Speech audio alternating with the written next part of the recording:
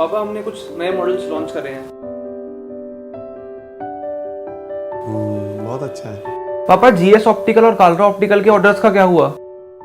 2 हफ्ते पहले उन्हें परफॉर्मा इनवॉइस भेजी थी हमने, उसका कोई अपडेट आया क्या? रमेश जी ने बताया था इस बारे में, उन्होंने जरूर फॉलोअप किया होगा। पापा आप स्टाफ पर इतना भरोसा ना किया कीजिए, वो उतना ही काम करते हैं जितनी उन्हें सैलरी दी जाती है। आपको रमेश से अपडेट लेना चाहिए था। बेटा तुम नहीं जानते रमेश को, रमेश मेहनती और ईमानदार है। अगर तुम्हें डाउट है तो तुम बुलाकर पूछ सकते हो। जी सर। रमेश जी कहाँ हैं? अपनी सीट पर। उन्हें अंदर भेज दीजिए। सर आपने मुझे बुलाया? हाँ आओ रमेश बैठो।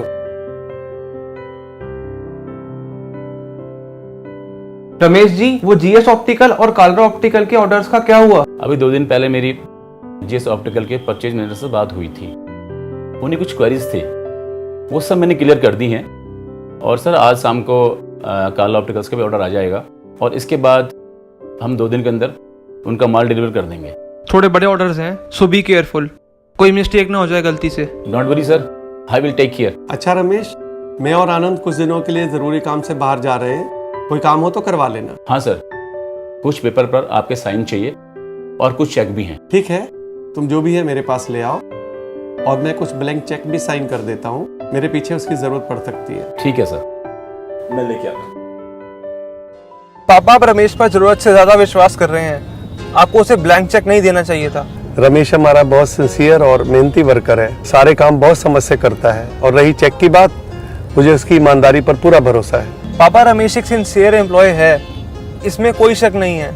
हम उसे सैलरी देते हैं और वो बदले में अपना काम करता है। नहीं बेटा, मुझे आदमी की बहुत परख है, रमेश ऐसा नहीं है।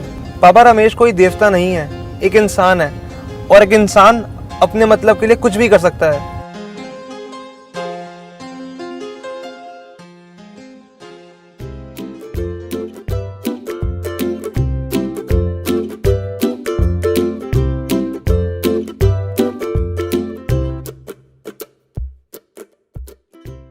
Don't give up. Don't give in. There's always an answer to everything. The trials that you face and the dream that you chase. We are behind in our race and we're steering from our place. Don't give up. Don't give in.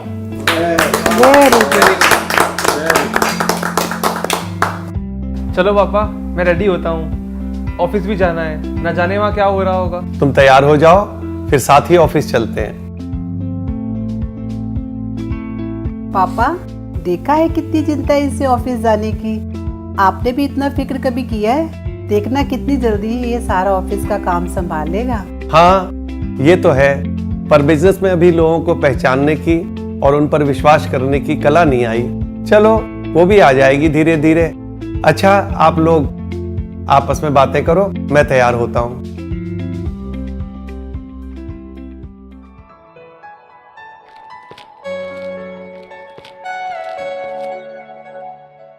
अरे रमेश तुम? Sir आपसे एक request थी। हाँ हाँ कहो, क्या बात है? सर मुझे 2 दिन की छुट्टी चाहिए, कुछ जरूरी काम है। सर मैं बुधवार को ऑफिस ज्वाइन कर लूंगा। जरूरी काम हो तो जाना ही पड़ता है, पर बुधवार तक आ जाना। कुछ और? नहीं sir, thank you sir.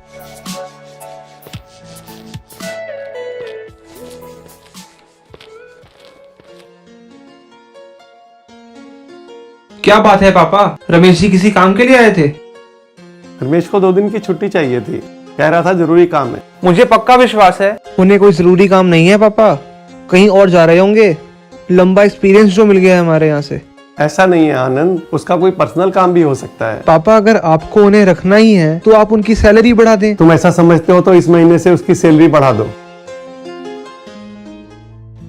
Sir आपको सेठ जी ने बुलाया है। ठीक है तुम चलो, मैं आता हूँ। ठीक। देखो रमेश, तुम हमारे बहुत पुराने आदमी हो और बहुत मेहनत से काम करते हो, इसलिए तुम्हें 10% सैलरी बढ़ा कर दे रहे हैं। लो अपनी सैलरी का चेक, बधाई हो। Thank you sir. सर अब मैं जा सकता हूँ? कुछ अर्जेंट माल पैक करवाना है, आज ही डिलीवरी भिजवानी है। हाँ हाँ अपना काम करो। देखा पापा, हमने रमेश की 10% सैलरी इंक्रीज की और फिर भी उसे कोई खुशी नहीं हुई। मुझे पक्का विश्वास है कि अब वो कहीं और नौकरी करने का मन बना बैठा है। बिजनेस में ज्यादा शक शुबा नहीं करना चाहिए। वो यहाँ खुश है और अपने काम को ज्यादा महत्व देता है। देखते हैं पापा, आखिर कब तक।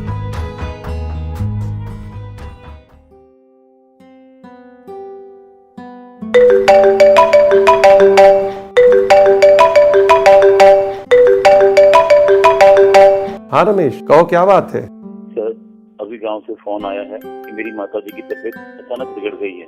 मुझे अभी गांव जाना होगा सर। ओहो, यह तो बड़ी बुरी खबर है। तुम गांव जाओ और माँ की देखभाल करो, और अगर किस चीज की जरूरत हो तो बताना। Thank you sir. अब क्या हो गया रमेश को? उसके माताजी की तबीयत ठीक नहीं है, उसे गांव जाना पड़ रहा है। माँ बीमार है। पापा, अब वो रोज रोज नए नए बहाने बनाने लग गया है, पर आप मानेंगे नहीं।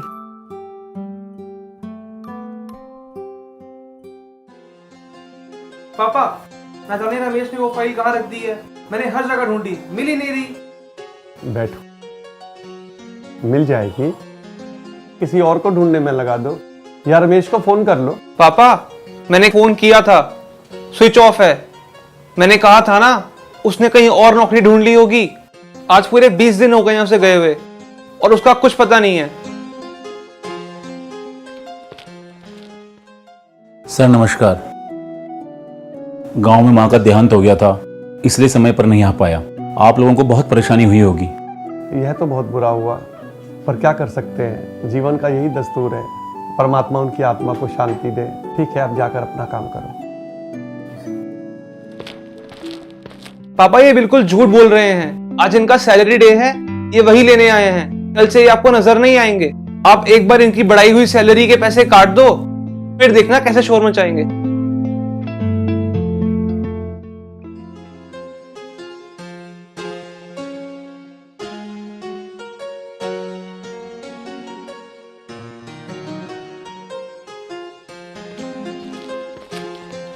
ये कुछ बिल है, इनमें साइन कर दीजिए।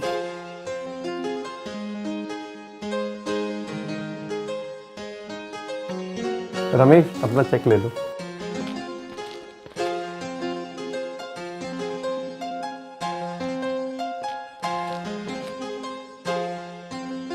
सुनो रमेश, वापिस आओ।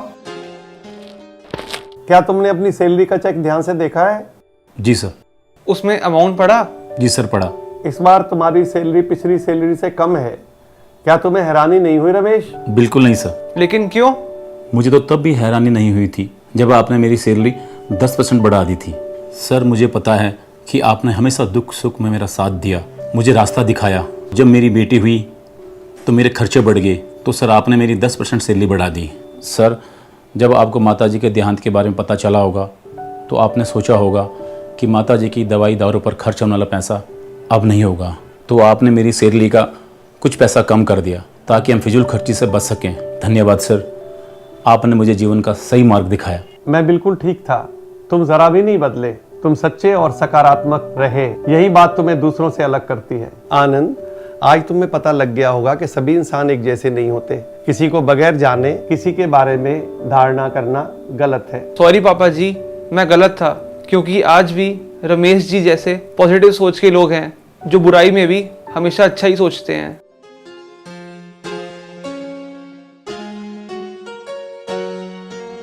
लीजिए रमेश जी, आपकी सैलरी का असली चेक। हमें गर्व है कि हमारे पास आप जैसे एम्प्लॉइज हैं। Thank you sir. Well done my boy.